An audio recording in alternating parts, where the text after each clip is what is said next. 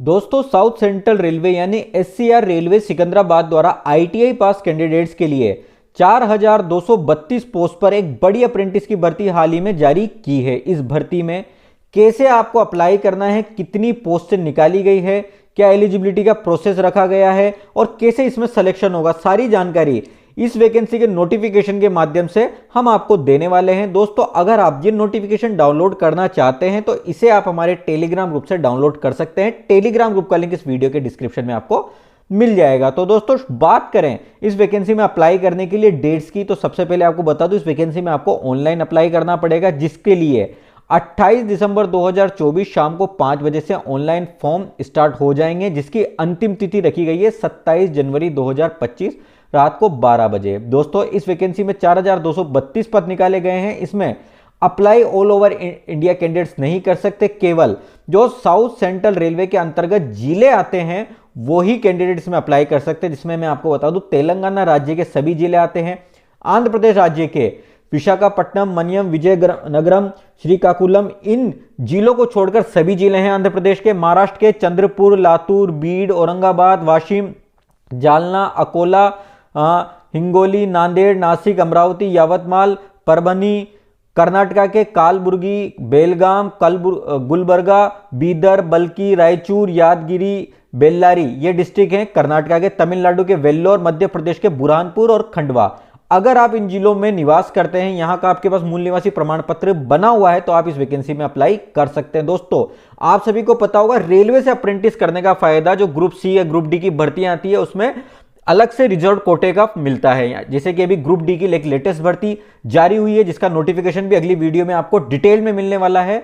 उसमें आपको पता चलेगा कि अप्रेंटिस जिन कैंडिडेट्स ने की हुई है उनको 20% पोस्टों पर फायदा मिलता है। दोस्तों यहां पर आपको बता दूं कि जो रेलवे में आप ये अप्रेंटिस करेंगे, इसमें आपको इन लोकेशन पर अप्रेंटिस की ट्रेनिंग का मौका मिलेगा, जो कि साउथ सेंट्रल रेलवे की यूनिट्स है, जिसमें आप डिटेल में जानकारी पढ़ सकते हैं। अब बात करते हैं किन ट्रेड्स को मौका दिया गया है। दोस्तों यहां पर एसी मैकेनिक के 143 पोस्ट है, एयर कंडीशनिंग के 32 पोस्ट है, कारपेंटर के 42 है, डीजल मैकेनिक के 142 है, इलेक्ट्रॉनिक मैकेनिक के 85 पोस्ट है, इंडस्ट्रियल इलेक्ट्रॉनिक्स के 10 पोस्ट है, इलेक्ट्रीशियन के 1053 पोस्ट है, इलेक्ट्रिकल एसएनटी इलेक्ट्रीशियन के 10 पोस्ट है, पावर मेंटेनेंस इलेक्ट्रीशियन के 34 पोस्ट है, ट्रेन लाइटिंग के 34 पोस्ट है, फीटर के 1742 पोस्ट है, मोटर मैकेनिक व्हीकल एमएमवी के 8 पोस्ट है, मशीनिस्ट के 100 पोस्ट है, मोटर मैकेनिक टूल मेंटेनेंस के 10 पोस्ट है, पेंटर के 74 पोस्ट है, वेल्डर के 713 यानी 4232 पोस्ट इस तरीके से निकाले गए हैं। अगर आप ये जानना चाहते हैं कि किस यूनिट में, जो कि मैंने आपको ऊपर बताई थी,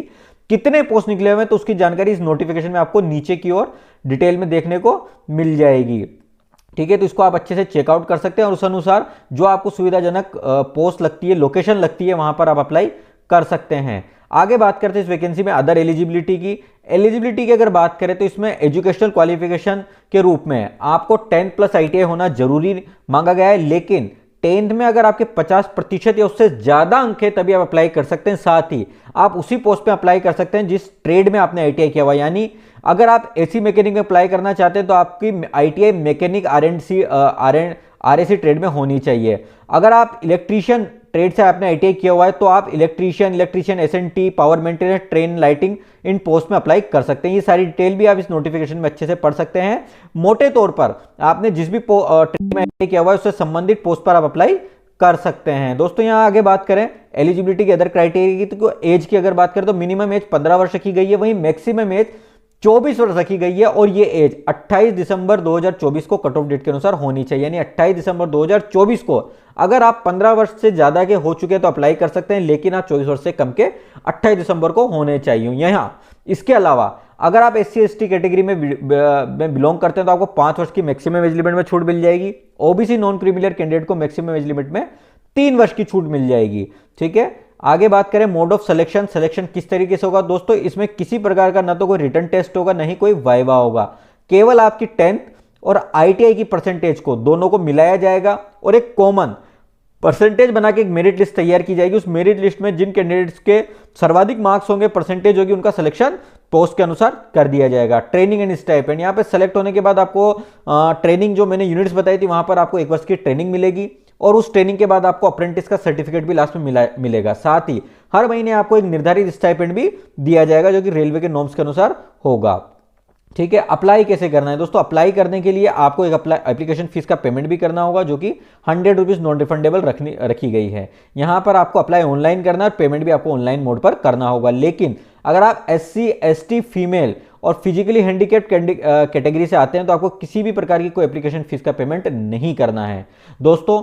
अप्लाई आपको SCR के ऑफिशियल वेबसाइट पर जाकर करना है, जिसका लिंक इस वीडियो के डिस्क्रिप्शन में भी आपको मिल जाएगा, साथ ही हमारे टेलीग्राम ग्रुप पर भी हम डाल देंगे। फिलहाल ये लिंक 28 दिसंबर शाम को 5 बजे ओपन होगा, तो इसको मैं अभी आपको खोल के नहीं बता सकता, लेकिन अप्लाई करने का प्रोसेस बहुत ही सिंपल है। अगर आप लोग कहेंगे तो आपको अप्लाई के प्रोसेस पर एक वीडियो भी हम बना देंगे, जिसको देखकर आप अपने मोबाइल से बहुत ही ईजी स्टेप से अप्लाई भी कर सकते हैं। किसी प्रकार का इस वैकेंसी में कोई एग्जाम नहीं होना है, तो आप अप्लाई जरूर करें। साथ ही आपको अगर ये वीडियो हेल्पफुल लगी तो इसे लाइक जरूर कर देना। आपको मैं बताना चाहूंगा कि ITI पास, डिप्लोमा पास के लिए और भी वैकेंसीज निकली हुई है, जिसमें न्यूक्लियर पावर कॉर्पोरेशन में अप्रेंटिस निकली हुई है, आर्मी की EME यूनिट में परमानेंट भर्तियां निकली हुई है, राजस्थान गवर्नमेंट में भी कई सारी ITI के लिए पोस्टें अभी निकाली है, जिसमें बिजली बोर्ड में भी टेक्निकल हेल्पर की पोस्ट निकाली हुई है। अभी इसका शॉर्ट नोटिफिकेशन जारी हुआ है, जो भर्ती है डिटेल नोटिफिकेशन है जनवरी में जारी हो जाएगा।